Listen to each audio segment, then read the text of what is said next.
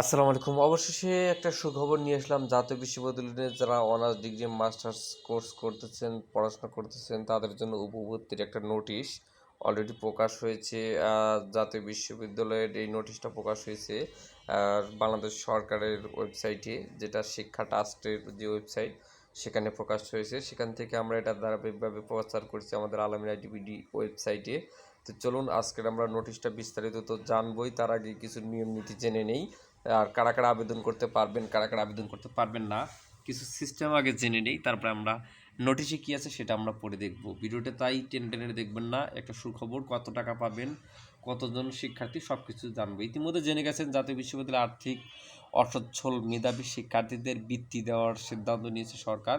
প্রতি কলেজে 5 থেকে 10 জন শিক্ষার্থীকে এককালীন প্রতি বছর 5,000 টাকা করে বৃত্তি দেওয়া হবে।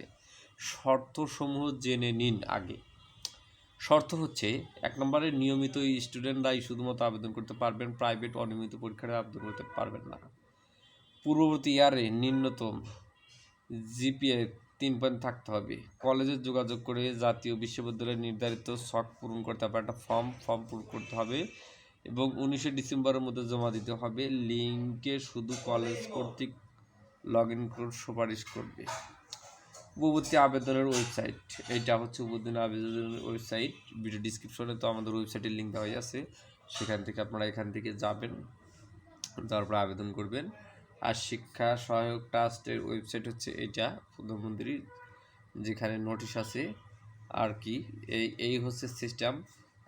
আপনাদেরকে বলে রাখি যে উপবর্তী আসলে 5,000 টাকা করে বছর দেয়।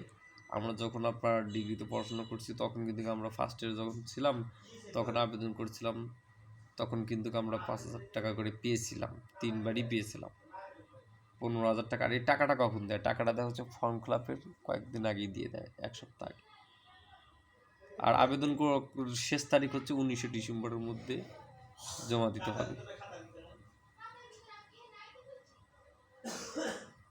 ঠিক আছে? আর যারা অনলাইনে আবেদন করবেন সবাই, আমার এটা মনে হয় এটি ভালো। অনলাইনে আবেদন করলেই আপনারা পাওয়ার সম্ভাবনা বেশি। আমরা কিছুই করছিলাম, কলেজে জমা দিয়েছিলাম না, শুধু অনলাইনে আবেদন করছিলাম, তাহলেই হয়।